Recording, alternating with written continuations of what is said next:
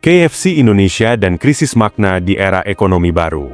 Pada tahun 2024, KFC Indonesia mencatatkan kerugian bersih yang sangat besar, yaitu sebesar 796,7 miliar rupiah. Kondisi keuangan yang tertekan ini bahkan memaksa mereka untuk mengajukan pinjaman sebesar 875 miliar rupiah kepada Bank Mandiri. Namun, penting untuk dicatat bahwa dana pinjaman itu bukan ditujukan untuk ekspansi atau pengembangan usaha, melainkan semata-mata untuk bertahan hidup, bertahan dari gelombang perubahan zaman yang semakin cepat dan dinamis. Kondisi ini harus menjadi pelajaran bagi siapapun, baik pelaku usaha kecil menengah, UKM, maupun korporasi besar.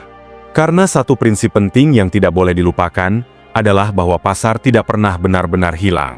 Ia hanya bergeser, entah itu perilaku konsumennya, selera publik, atau cara interaksinya dengan produk dan layanan. Siapapun yang gagal menangkap pergeseran itu, cepat atau lambat akan tertinggal. Bahkan negara pun jika tidak peka terhadap arah perubahan masyarakat dan global, bisa dirugikan secara sistemik. Sayangnya, selama 1 dekade terakhir, banyak keputusan dalam pengelolaan negara yang terasa tidak bijak.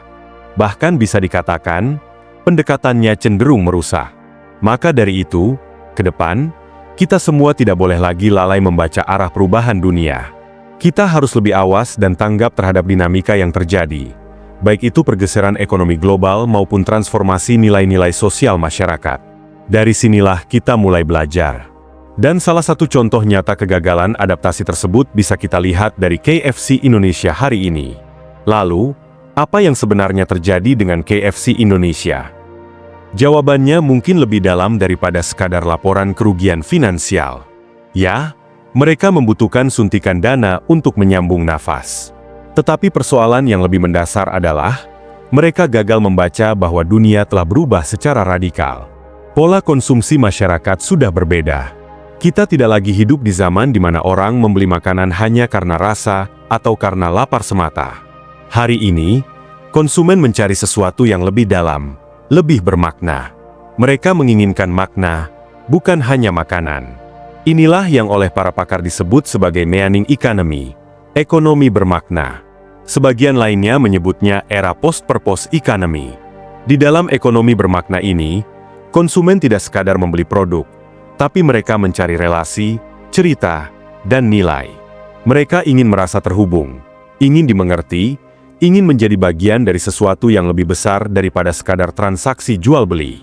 Ketika mereka memilih sebuah produk, yang mereka tanyakan bukan hanya berapa harganya, melainkan juga, apa arti produk ini bagi saya, dan siapakah saya dalam pilihan ini. Kelelahan masyarakat terhadap konsumerisme kosong, di mana semuanya melimpah, tetapi terasa hampa, telah melahirkan kebutuhan batin yang lebih mendalam. Dan kebutuhan ini kini menjadi orientasi utama dalam keputusan pembelian. Sayangnya, KFC Indonesia tampaknya gagal melihat arah angin yang baru ini. Mereka masih terus menyajikan ayam crispy dengan rasa kebanggaan yang sama seperti 1 dekade lalu. Namun, mereka lupa bahwa pelanggan hari ini tidak lagi hanya mencari kelezatan rasa, tetapi juga kehangatan emosional.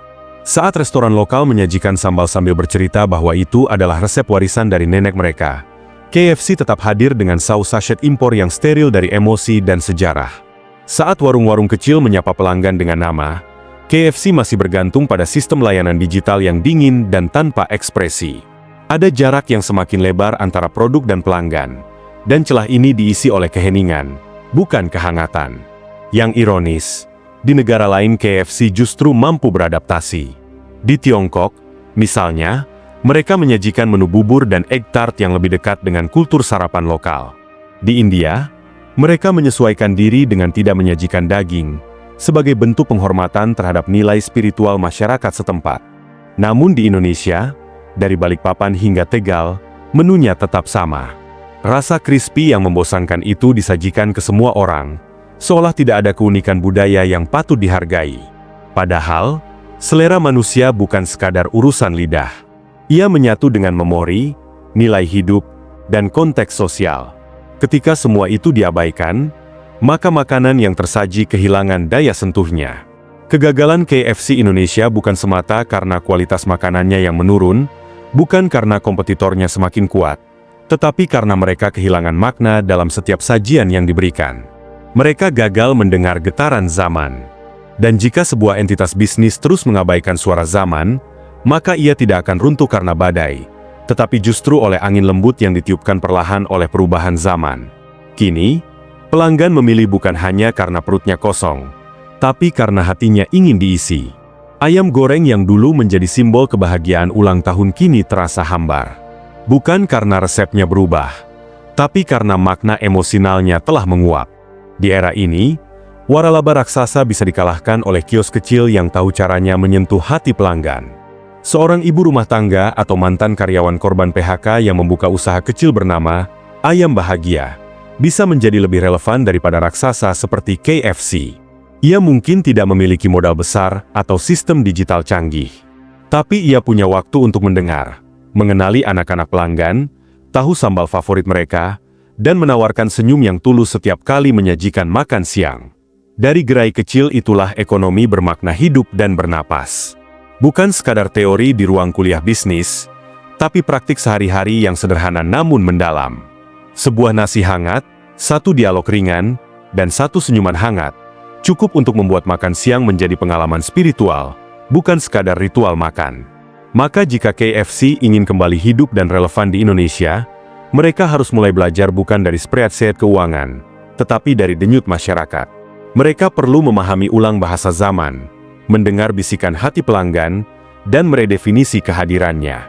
Pertanyaan mendasarnya bukan lagi, apa yang kami jual? Tapi lebih dalam, apa arti kehadiran kami bagi masyarakat? Karena dalam era ekonomi bermakna ini, yang paling bertahan bukanlah rasa crispy di lidah, tetapi rasa yang menyentuh hati. Dan rasa seperti itu tidak bisa diduplikasi oleh algoritma, tidak bisa dibuat oleh mesin, tidak bisa dibeli di pasar modal. Sahabat, inilah pelajaran besar dari kegagalan satu merek besar yang telah lupa bahwa bisnis sejati bukan sekadar tentang keuntungan, tapi tentang hubungan. Bukan hanya tentang rasa, tapi tentang makna. Dan komentar Anda atas hal ini sangat dinantikan.